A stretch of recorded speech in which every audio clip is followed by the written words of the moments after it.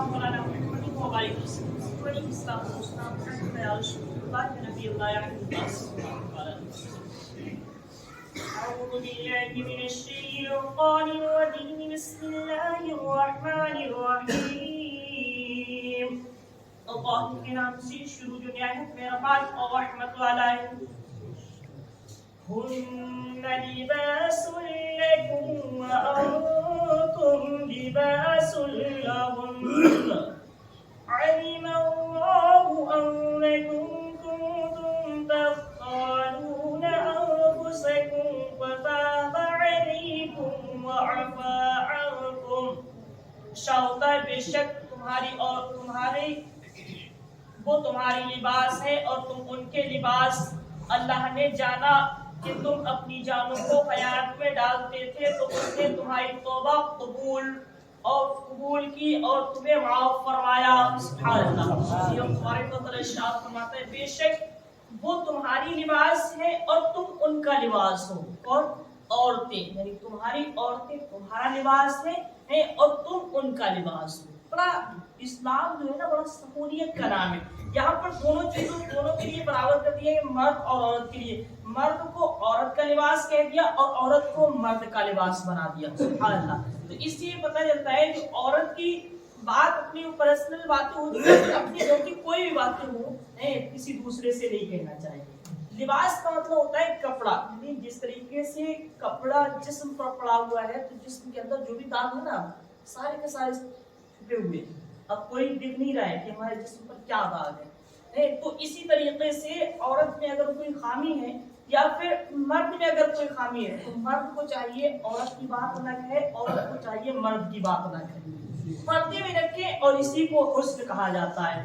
اور اگر کوئی بات اپنی ادھر کی ادھر کہی نا جیسے دوسرے لوگوں سے کہنا شروع کر دیتے ہیں, اپنی پرسنل لائف کے بارے میں شیئر کرنا شروع کر دیتے ہیں, پھر کیا ہوتا ہے وہی کام ہوتا ہے گھر کا بھیدی لنکا ڈھاوے. تو کیا ہوتا ہے پھر اب آپس میں جھگڑے شروع ہوگا, بھاؤ شروع ہوگا, من مٹاؤ ہوگا, اس کے بعد رشتوں میں کھٹاس پیدا ہوگی, رشتے خراب ہونا شروع ہو جاتے ہیں.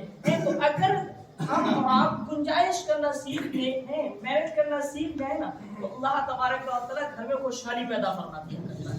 اور مرد عورتوں کا جو ہے رشتہ ہوتا ہے بڑا نازک رشتہ ہوتا ہے, اس کو بڑا محبت کے ساتھ نبھانا چاہیے. یہاں پر دونوں کے لیے ایک صحیح مفہوم کیا گیا ہے. اور شاید اللہ نے جانا تو اپنی جانوں کو خیانت میں ڈالتے تھے تو اس نے تمہاری توبہ قبول کی اور تمہیں معاف فرمایا. سبحان اللہ. جیسے کہ شروع اسلام میں جانا عورت کے پاس منع تھا, جا سکتے تھے کتنے وقت کے لیے, مغرب سے عشاء تک اسی میں کھانا پینا جو بھی کچھ کرنا ہوتا تھا تو وہ کرنا جاتا تھا.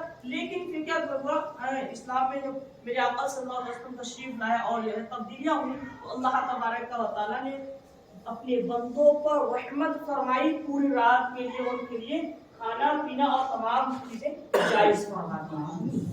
اب روزے کی حالت میں منع فرما دیا, باقی وقت میں جائز ہے. تو اس چیز کا بھی خاص کر شریعت دھیان رکھتی ہے. شریعت کبھی کسی پر اتنا زور نہیں ڈالتی کہ ایسا نہیں ہونا چاہیے. وہ ہوا کرتا ہے جو اللہ رب العزت اپنے بندوں کے لیے بہتر کیا کرتا ہے. تو اب اس میں کیا ہوتا ہے, اشارہ ہوتا ہے کہ فَالْآنَ بَاشِرُوهُنَّ فَابْتَغُوا مَا كَتَبَ اللَّهُ لَكُمْ وَكُلُوا وَاشْرَبُوا حَتَّى يَتَبَيَّنَ لَكُمُ الْخَيْطُ الْأَبْيَضُ مِنَ الْخَيْطِ مِنَ الْفَجْرِ. اشارہ ہوتا ہے تو اب ان سے صحبت کرو. اس وقت رات کے وقت میں آپ ان کے پاس جا سکتے ہو, صحبت کرو, ان سے ملنا اور طلب کرو جو اللہ نے تمہارے نصیب میں لکھا ہے. سبحان اللہ. صحبت کرو اور اللہ تبارک و تعالیٰ سے طلب کرو جو اللہ تعالیٰ نے تمہارے حق میں اولاد دی ہے یا سکھ اور چین دیا ہے, اللہ تبارک و تعالیٰ سے آپ کو طلب کر سکتے ہیں. اور کھاؤ اور پیو. اللہ فرشاد فرماتا ہے کھاؤ اور پیو. جو اللہ نے اپنی نعمتیں عطا فرمائی ہیں, کھانے اور پینے کی چیزیں بھی عطا فرمائی ہیں, اس سے طلب کرو, کھاؤ پیو, اپنے جسم کو شراب کرو. تو ہر چیز کے لیے اپنے بندوں کے لیے اللہ تعالیٰ نے چیزیں مہیا عطا فرمائی, یہاں تک کہ تمہارے لیے ظاہر ہو جائے سفیدی کا ڈورا. جو صبح کی سفیدی ہوتی ہے وہ ڈورا نظر آ جائے, اور سیاہی کے ڈورے سے پوپٹ फट कर निकले।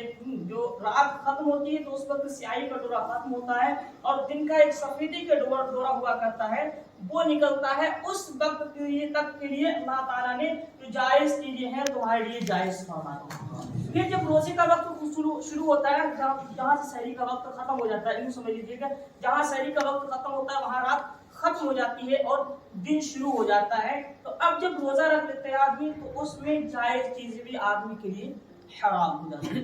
अब वो खा भी नहीं सकता, पी भी नहीं सकता, बीवी के साथ बिस्तरी भी नहीं कर सकता, या फिर और चीजें जो है उन चीजों से ममानियत फरमा दी गई है। जो जायज है, हलाल है रोजे में, उनसे भी रोक दिया गया। क्यों?